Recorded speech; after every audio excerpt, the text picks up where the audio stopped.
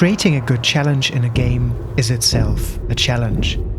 Players are very different, have their own expectations, different capabilities and skills. If you are playing it safe, there's also nothing to engage with. Players will get bored and move to something else. Demand too much too fast, and players will drop the game out of frustration. Even great games struggle with keeping this balance, with keeping players exactly between no challenge at all and one that seems overwhelming and unfair. In this video, we'll be heading out to explore how games achieve this golden state, how they accommodate different players, and how they fail in creating this balance. We'll see how this state decides if a game succeeds in its form as an action game, a puzzle game, or a horror game.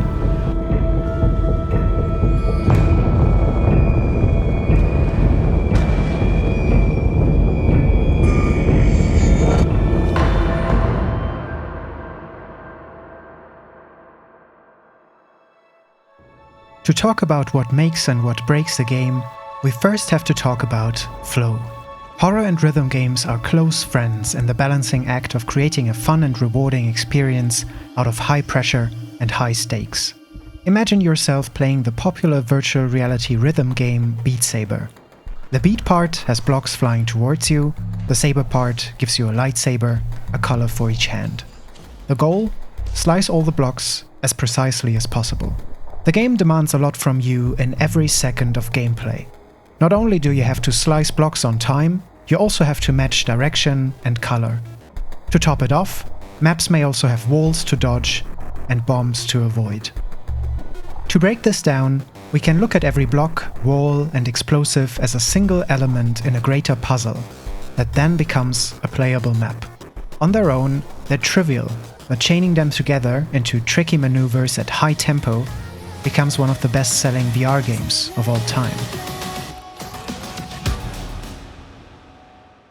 Moving through Beat Saber's 5 difficulty settings, from easy to expert plus, the challenge is increased by upping the frequency of blocks and using more complex and longer patterns. An easy and medium map is reliable on what it demands from you. It has typically very simple patterns. The hard difficulty is your transitioning period. Your arms now have to cross into opposite lanes, the pace increases more, there are diagonal swings in all directions, and more obstacles. From expert on and higher, the game starts playing you. Without a good bit of training, you're going to have a bad time. We can make out the levels of challenge the game is able to weave out of these elements. The number of blocks, bombs, and walls per second, the used tempo, the kinds of patterns, all these define how much is asked of you as a player, what defines the skill requirement. When you're playing a map that is just the right difficulty, stressing your abilities, pushing your bounds just enough, you're in a perfect state of flow. Rhythm games make for a very pure example of flow. The learning curve is steep and resentment hits fast, so hitting this balance becomes a much greater concern than with other games. If we map this concept out, we begin with an idle state, unengagement, where you're passive, just a viewer. Once you're engaged, there's flow. The world fades into the background. The antagonist of the flow state is frustration. You analyze, solve, and execute puzzles in milliseconds, and the game does not wait for you to make your move, so failure is quick to strike. Of course, no game is a constant run from menu to credits. The best examples show us that all action needs pacing, every high a moment to collect yourself. From this tight balance of flow in the middle, you can veer a bit to the left and return easily. What is not as recoverable is falling off to the other side. When designing player challenges, it is crucial to consider how a player engages and what might push them out of their flow state. Whether you're trying to be immersed in a heart-pumping charge of action or a frightening run for your life, a heavy blow of frustration will destroy the moment.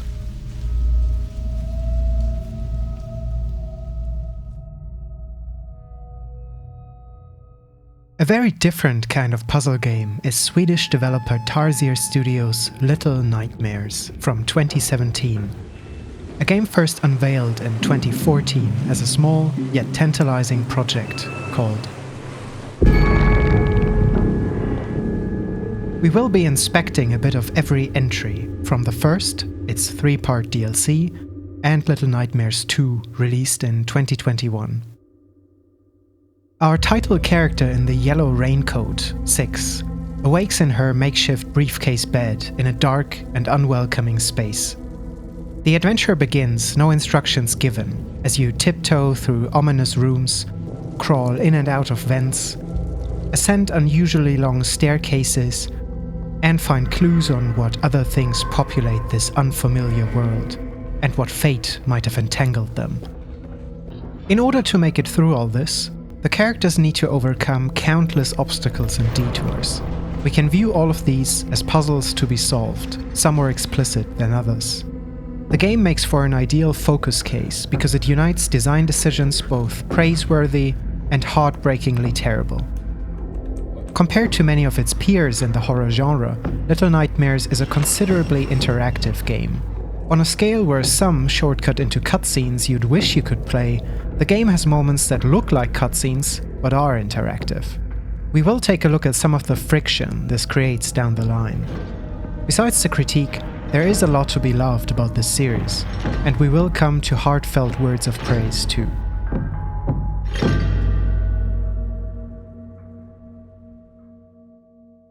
To peek into this mystery box, let's look at the components Little Nightmares has in stock to create its many puzzles.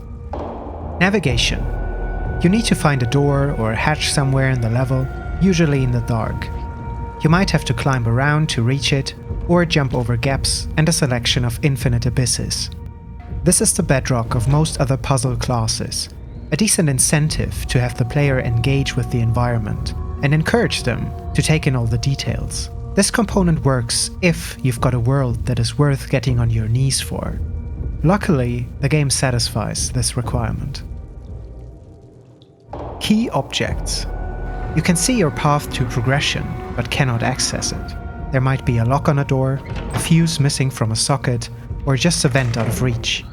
This class is well suited for pacing the action, having a moment to breathe, giving you time to contemplate regrettable life and fashion choices while slowly pushing a small crate from room to room. Mechanisms. While related to key objects, mechanisms are more complex than a single-use key and often change the environment in some way.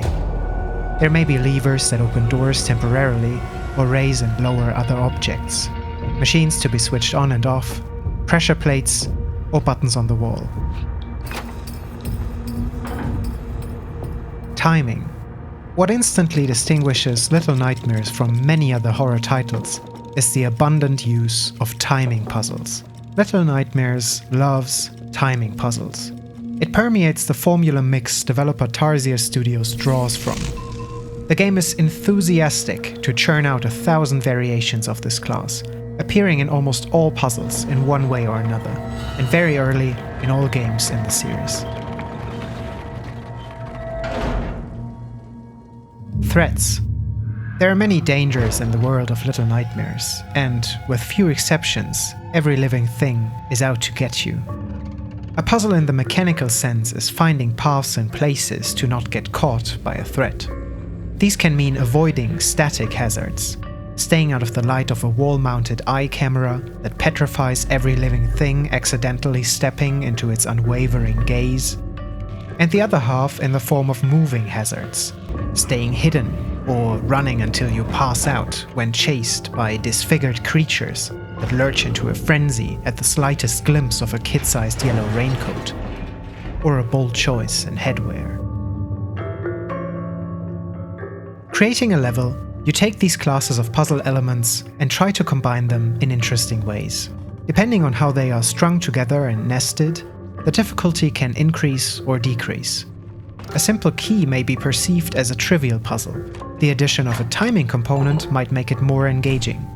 Adding a time limit to an already complex puzzle might become too stressful to still be enjoyable. Crucially for our look, there are elements that only add artificial difficulty.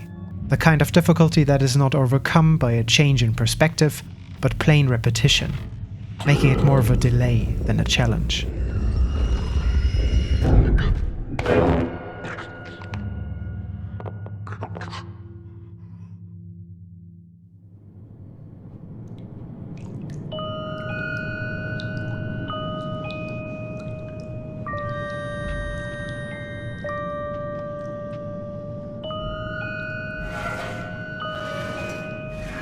Let's examine one particular level that manages to embody the whole bandwidth of problems you'll come across in a single puzzle. Secrets of the Maw is a 3-part DLC for Little Nightmares. It stays close to the formula of the original, with a new character following clues left behind to try to escape the confines of the Maw. It consists of 3 chapters: the Depths, the Hideaway, and the Residence. New gimmicks for our runaway kid are 1. Giving him a flashlight, and 2. The resourceful ability to swim. 6, our main character of the first game, might have been able to swim too. As far as we know, she just wasn't presented with the opportunity. All this changes with part 1 of the DLC in the Depths, where the first thing we ever see is our character swimming in darkness. We are visually primed for many of the later environments before waking up from the second actual nightmare, in a part of the Maw we've already been through in the base game. We know things might be a little different this time. If the series as a whole is obsessed with timing puzzles, the DLC discovers a new affection for playing with water levels.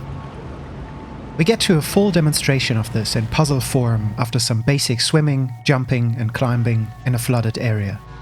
There is some loose electrical wiring, so you can't just swim across. You can drain the water with a button, but then no longer get up on the other side.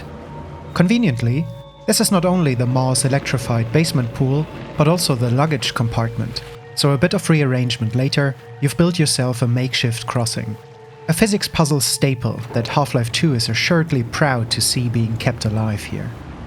Taking this as heavy inspiration, something larger awaits us with a malicious grin in the next room. Welcome to the pool level. Take a seat, lockers are over there, you're going to spend some time here. Let's break this apart step by step. We make our entrance to this puzzle with a dive from the ceiling. There's a slot for a crank on the left side, and the escape hatch, now closed, on the right. A medium-sized signal-colored suitcase gives the unmistakable hint that it's platform o'clock. On the left, we find another button to drain and pump the water in the pool. But before we can start assembling a solution, we have to track down the crank. And just like in The Vanishing of Ethan Carter, a vision tells us to climb this inconspicuous section of exposed framework, and find out that someone has apparently hurled the crank up a floor, possibly out of the very frustration we're about to experience. We throw it down, it lands in the pool. To get it out, we first have to lower the water levels again, tow the suitcase to the left edge of the pool, find the crank in the murky sludge, pick it up, and conjure Olympian accuracy to get it on top of the case.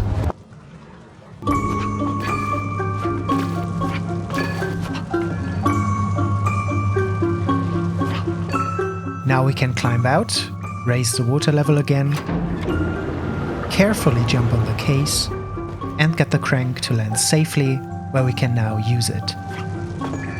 Once we attach it to the mechanism, we learn that it opens the exit at the far end of the room. It's so far away, in fact, the camera generously dollies back to reveal it.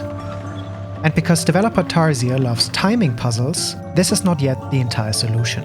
If you let go, the crank will wind back and the door will shut within a few seconds. So, we get a variation on the previous level. Here, it's not faulty wiring that kills us, but time. It's not just one element tacked on the last. This level demands everything at once, and it wants it done fast, with the last checkpoint behind us many minutes ago. As we come to this realization, the Canary Carry-On mocks us from the shores. It's in a terrible position because we just had to shove it there to get the crank in the first place. So we drain the water again, position the case in the required mathematically accurate center of the pool by eye, climb out, fill the pool, crank the crank, and start to dash. To hinder our progress, a giant metal support beam was enlisted to stand exactly where we have to go. So we have to thread around it perfectly, en route, leap on and off the floating travel gear without skipping a beat, zoom diagonally towards the door, and perfectly execute a last-second crouch slide to make it feet first, head last, to the other side. If you're very slow, you're at an advantage here. You'll just reach the door, shutting in your face. If you're in my position, you may be faster than that, but not fast enough still. Or can't press 3 buttons with the appropriate heading on your analog stick for the slide-through, you'll get crushed. If you're lucky, you'll just misjudge your Z-axis and hit the wall. If not, you die and are banished to the beginning of the level. I could build a case about just the added timing component of these puzzles, look at the frugal placement of save points, or criticize the control scheme where movement, sprinting, and sliding are all dedicated actions. But the argument that stuck with me is a different one of genre, and further down the line, the mode of interaction. So, it might sound obvious or philosophical, but you will see it is neither. I want to ask, now that we've taken a few steps into it, what actually is Little Nightmares? What does it strive to be? Our industry-leading distributor Steam already makes a distinction between genre and theme, allowing any action, role-playing or puzzle game to also be a horror game. At first glance, Little Nightmares looks like a casual adventure with a horror theme applied to it. A ghost train side-scroller. The child cover character reinforces expectations of a game you can pass to your parents as one to intrigue but not challenge, more to show in creepy spectacle than demanding skill. There are many games of this type out there. The entire catalog of developer Bloober Team, like Layers of Fear from 2016, Observer from 2017, the more recent Blair Witch from 2019, the unwanted in-between Amnesia: A Machine for Pigs from 2013 by The Chinese Room, games that promise haunting scares but fall apart as a weak sideshow where you know about danger but never feel in danger. The initial look of Little Nightmares betrays its true nature. What looks like a side-scroll is more like a full third-person perspective with limited camera control. You have many more degrees of freedom than expected, where progression means walking into or out of the screen, or finding hidden switches behind objects, reminding me of the first minutes spent in the ruins of Undertale. A major difference here is the introduction of obstacles. There's a chance to learn and solve without having to fail first, while Little Nightmares throws you in and just has you stumble around the place for a bit. In terms of accessibility and difficulty, the combination of challenges and demanded multitasking clearly moves the game out of any casual field. I've watched inexperienced players go through the first game, and I've seen it all. Trying their best to walk, jump and grab at the same time to climb into vents and high places, leaping and missing handles and platforms, being stuck until a hint appears to explain specific controls long after you might have needed them, missing the window in a timed puzzle by the last millisecond, panicking with a lot of enemies around in a dark place with no visible way to go, Get out of here. Falling into pits and traps that are placed just after already challenging parts, and of course the golden one, getting punished by an unforgiving checkpoint. Huh. The controls are a little odd. Perspectives a little... You're kidding. I thought I did a save point. What makes it the outlier is how glaring opportunities for hard failure often sit right next to great pieces of game design. Besides the infrequent hints, what you learn about the world is communicated visually or with sound, and that includes the many puzzles, no tutorial needed.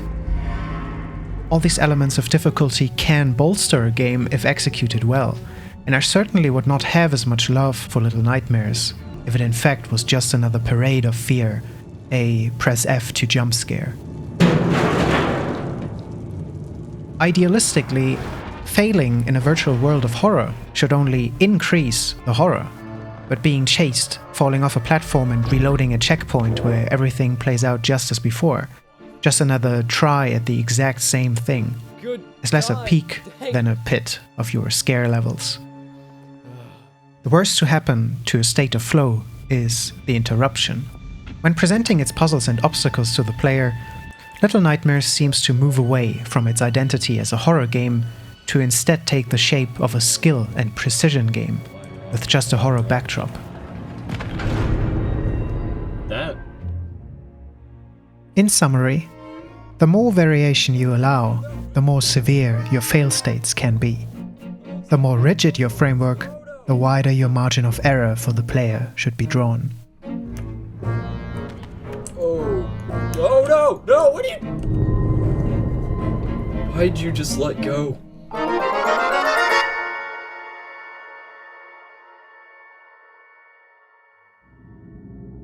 There are other games that occupy the genre space that Little Nightmares is placed in, like Playdead's 2016 game, Inside.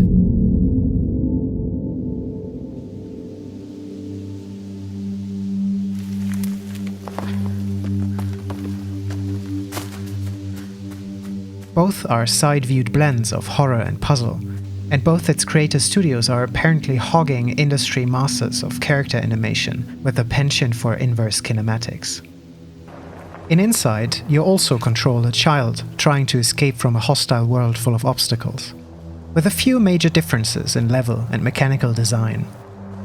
The overall gameplay experience is comparable to Little Nightmares, though while both games lay out a 3D world visually, the controls of Inside are 2D only.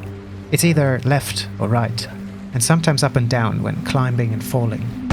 This restricts world exploration and flattens the overall space, and it notably makes the controls much more accessible. You can't get stuck on pieces of scenery, jumps are reduced to a matter of timing over the proficient stick movement expertise Little Nightmares demands at all times. If we compare the full control scheme of the two, we can already deduce how this setup changes gameplay significantly. Inside uses simplified 2D movement and has your character crouch and sneak automatically when it's appropriate.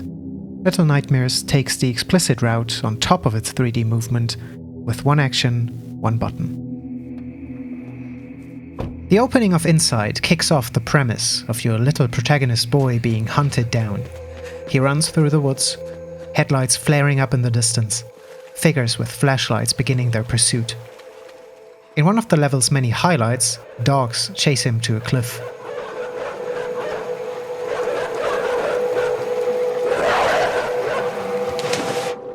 This is a skillfully executed moment. Playing this part myself and watching other people play it, I've never seen anyone get caught by the dogs, yet it feels tensive every time. The pack not only gets closer to you as you yourself get closer to the cliff, they also accelerate towards the end. In terms of interaction, your only option is to walk to the right and keep walking to the right. No sprint, no sidestepping. The result is a moment of suspense you'll still always get through, a focused spectacle, saying, if an interaction has nothing, don't provide it. For moments like these, very limited controls are an advantage. And we could say, in the case of Inside, even a touch of narrative resonance that you're not really setting up an independent escape like you do in Little Nightmares. The primary theme of Inside is control, having, losing, and forcing control, and that reflects in its mode of interaction, as well as its puzzle design, even though it might have been done unconsciously. Contrast this with the entree of the rolling log at the very beginning of Little Nightmares 2, teaching you early on that the smallest mistake in your scripted escape means certain death and a reloaded autosave. Without judgment on if one is superior to the other, we should consider the added complexity from these controls and what it means for the player as a barrier of entry and in steering us towards flow or towards frustration.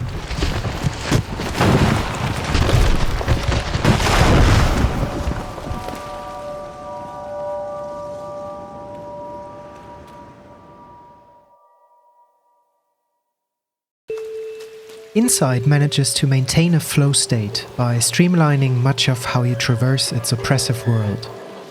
There are major differences when we look at what happens in the player's mind when faced with a new puzzle. We can define 3 common phases. First, you analyze what you can do. Then you solve how to reach your goal. And then you turn your conclusion into action. For a typical puzzle in Inside, the player enters, takes in all the elements they might be able to use, make out the path towards progression. Then they try to find a solution, test their approaches, and execute. The part our game collection differs the most is the time spent in each of these phases. One extreme is a game like Jonathan Blow's self-contained masterpiece, The Witness, a distilled puzzle game with an open-world finish developed by Thekla Inc. All challenges in the game are variations and recombinations of one primary type, sketching out a valid path from one entry to one end of a maze-like display. On our scale, you spend a short amount of time in the Analyze stage, noting your options and restrictions. Then you spend a little, or quite a lot of time, in Solve, testing out your approaches and revisiting what you thought you learned before. And once you know what you're doing, the last stage, Execute, takes no longer than a second. The solution is drawn easily and the challenge complete. I'd like to reserve a quick aside for this game and say that it is, in my book, a good example for video games as art. Not just visually, but conceptually. It is a game about the process of learning through exploration, trialing, failing, and succeeding. A game where you learn an entire language organically without saying a single word. Something that is only possible in the interactive medium.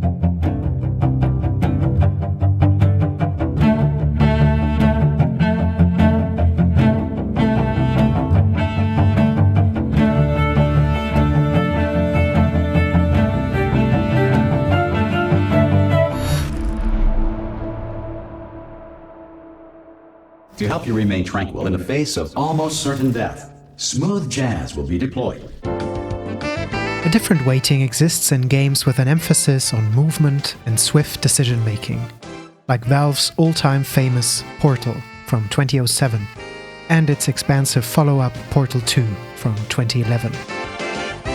The game divides its own puzzles up into so-called test chambers, and because they are fully realized 3D environments, the player spends more time in the first stage when analyzing what the room has to offer and where to begin.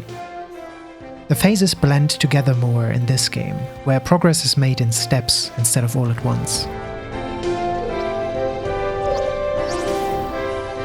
Players may spend an almost equal amount of time solving and executing. In contrast to The Witness, executing here is not just a matter of drawing a line, but physically walking around, pressing buttons, moving and placing cubes, bringing small pieces into position to push forward. In their execution, Portal and Little Nightmares share many of the same difficulties for the game designers to take into account. Full 3D movement, jumping, crouching, and performing actions while in motion, like shooting portals mid-air or grabbing ledges. They differ, however, in terms of both assisting and punishing the player. Well done. When you miss a portal, fall off a platform, you usually just lose a bit of progress and can easily try again. When you're thrown in an acid bath or perforated by speaking turrets, you return to the last checkpoint, and mostly have a short way back where the top annoyance is waiting for platforms to shift into the right position again. For test chambers that are divided into multiple stages, you don't have to repeat the entire level should you fail, despite what you were told in your instructional. If at first you don't succeed, you fail, and the test will be terminated. Developer Valve is known for extensive playtesting and high levels of polish, especially in their mechanics, and there are countless examples of this embedded in Portal. Portal has a few invisible assistive systems in place to combat the frustration from a moment when it's just your execution that's a tiny bit off. For one, there is a feature called funneling that helps you reliably hit and pass portals when zooming through three-dimensional space. The game nudges you towards the open portal you're currently looking at, knowing that you intend to fly through it.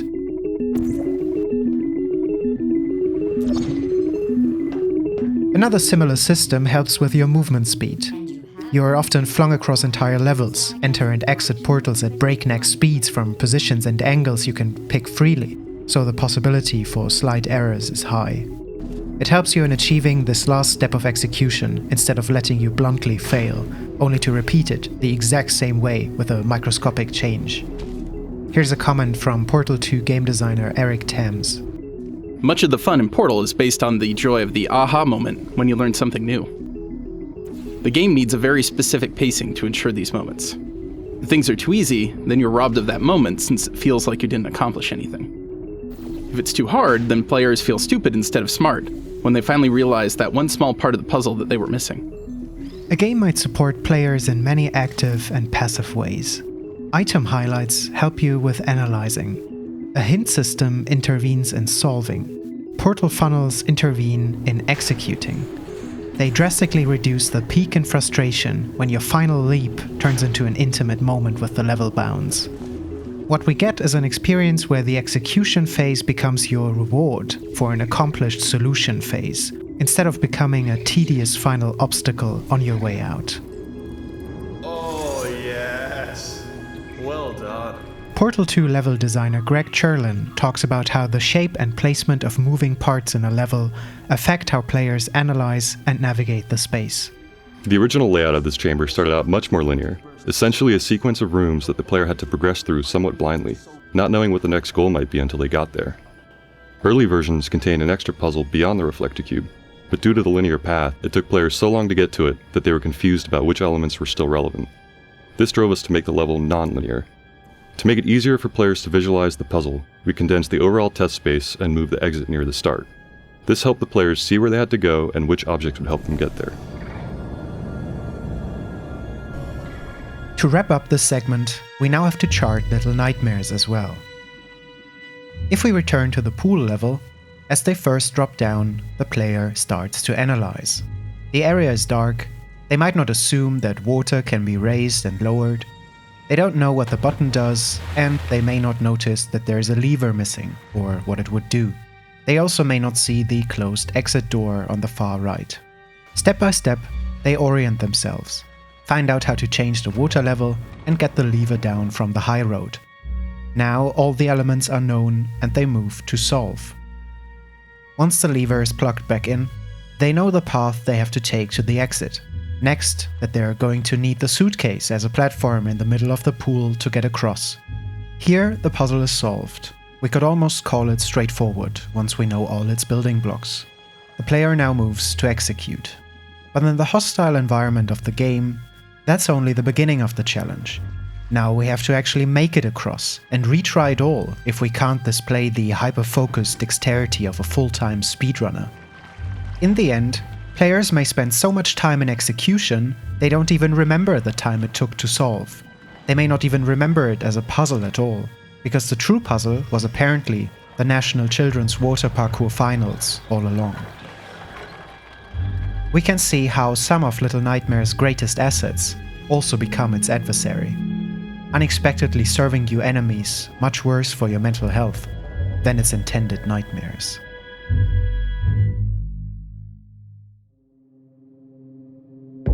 Another block of Little Nightmares are chase sequences. Our raincoated protagonist from the debut, the DLC's Orphan Boy, and the sequel kid of questionable fashion sense are all, for the most part, defenseless characters. What they got on their side is being inconspicuous and an intrinsic ability to disappear through vents and crevices. And that is exactly what it comes to when you inevitably attract attention. While a great idea on the outset, many of the chases in the game turn out to be exercises in trial and error. They are hollowed out with opponents on predefined paths, limited options, and forced wait times on repeat. The high dexterity requirements work against embracing a state of panic you'd want in a horror game. There is a notable section right at the beginning of Little Nightmares 2, where you and your newfound companion break out of a hunter's house, promptly distracting him from his butchering business. The The children make a lot of noise escaping through the kitchen wall, so the moment you hit the ground outside, the hunter slams open the back door, double barrel at the ready. The sequence has you dashing between crates to take cover from the incoming buckshot, using the time between the hunter's frantic reloads to make it to the next safe spot. Now, the setup here is decent, a frightening run for your life that begins and ends very naturally, though the execution is so tightly bound that it borders on a series of fragile quicktime events. Each cover breaks on the first hit, and there is only ever one next crate to move to. So while the game gets a +1 for making this moment playable at all, it also fails by not giving you anything meaningful to do. It's the perfect moment to reopen the genre discussion. So we ask, what type of game is this moment?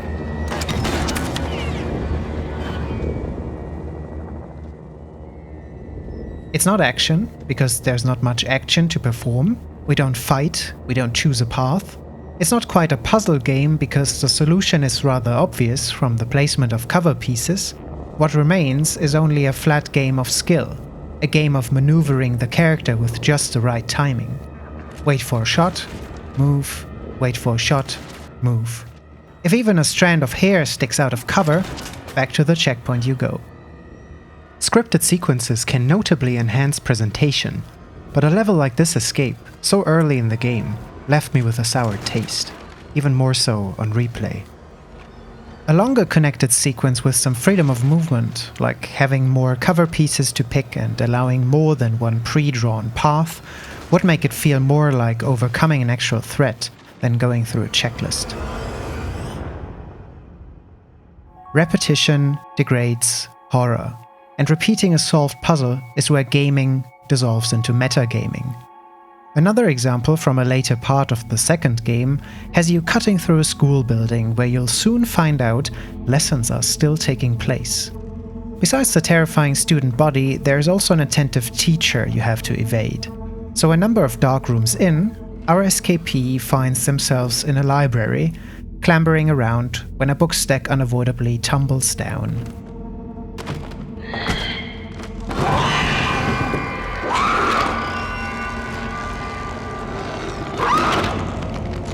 You're expected to run across the shelves, soon chased by the librarian, do some parkour and slink away through a gap with another well-timed crouch slide. The crouch slide is mandatory here. I had to originally look it up in a walkthrough after 30 attempts in my own playthrough, and this segment alone is half responsible, I'd say, for this whole video. On the positive side, this is a brilliant moment. It makes you panic, scurry, and every little step can mean your demise. On the negative side, all of this only works when you make it on the first try. Any added bloop, the fright factor will degrade. We can dissect this in a pancake diagram of our modes of interaction. The question of what kind of game are we playing in the moment? When we're stuck having to repeat a tightly scripted escape sequence, the topmost layer of horror erodes. But there's no substantial puzzle to be solved here either, so we fall down another layer to what becomes a dull skill game. Now we're also uncomfortably close to doing nothing but observe, the layer of the colloquial walking sim.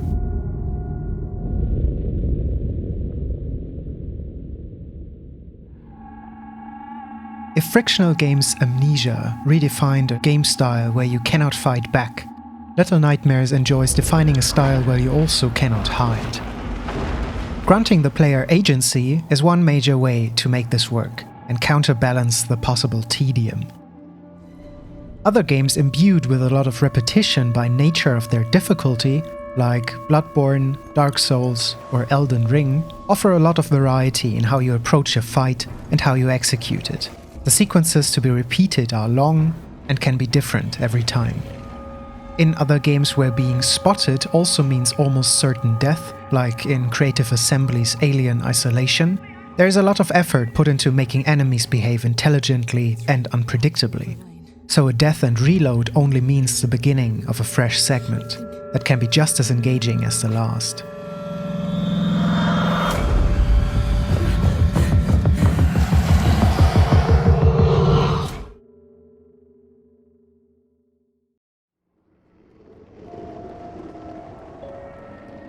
Little Nightmares is beautiful but infuriating, when I would have wished it to be more infuriatingly beautiful, like Inside, or beautifully infuriating, like The Witness. Thankfully for its own sake, it is able to prevail gracefully on its merits, but leaves you with a desire to see it notice and realize the potential it has. Little Nightmares 2 takes its predecessor as a foundation and builds a truly stunning adventure out of it. A leap forward in every possible way. The first minute is effective with its atmosphere and gives you much improved introductory puzzles than the ruthless pitfalls of the first game. It makes the smart decision of starting out in well-lit outdoor spaces before it drags you into pitch-black rooms. The first living opponent, the Hunter, makes a gradual appearance before their ballistic entry later on. We organically meet our companion for the ride. We get to free them ourselves from their basement prison. This part of finding a character, building trust, and starting to cooperate works so well, it puts many other games to shame. The opening wilds act like a prologue and lets you make first contact with the most important elements before letting you travel to the Pale City. The second game also dares to be more inventive and creates challenges unique to each location, like the school, the hospital, and beyond. The first game hovered close to being a platformer with its restricted interaction of jumping, dragging, and timing. Even though Six carried a lighter with her and even looked like a little yellow flame herself, fire doesn't exist at all as a puzzle component. With Little Nightmares 2, we get a number of more complex puzzle designs that elevate it immensely. To peek into one great example, the hospital section introduces a new threat. We previously got to know monsters sensitive to noise, sensitive to mirrors, and sensitive to carbs. This terrifying addition is sensitive to light. The mechanic is introduced with an organic and non-verbal multi-step approach we know from games like Portal and The Witness. Light and darkness are suddenly promoted from aesthetic to mechanical elements, an essential tool for survival, all packed up with a finesse that would make Alan Wake weep. The entire level shows how Little Nightmares is at its best, when it dares more than scripted chases, when it puts you into a challenge that is not completely predefined, but interactive and reactive. Between all of this, I am left with a puzzle of my own, wondering why the game takes almost half its playtime to introduce these more advanced and arguably more engaging mechanics, while they'd be strong enough to build whole games out of them.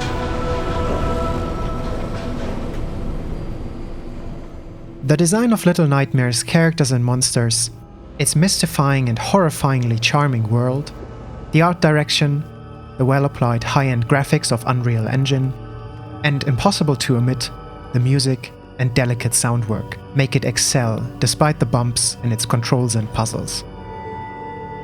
You might throw your controller once or twice, but will eventually pick it up to see it to the end, despite its difficulties. And it inconspicuously offers more innovation than many others of the acclaimed competition in a very compact form. The series might not know what genre space it wants to belong to, but it respectably dares to make its own hiding place as a unique and lovable horror experience, one that I have played, replayed, and recommended. Thank you for watching.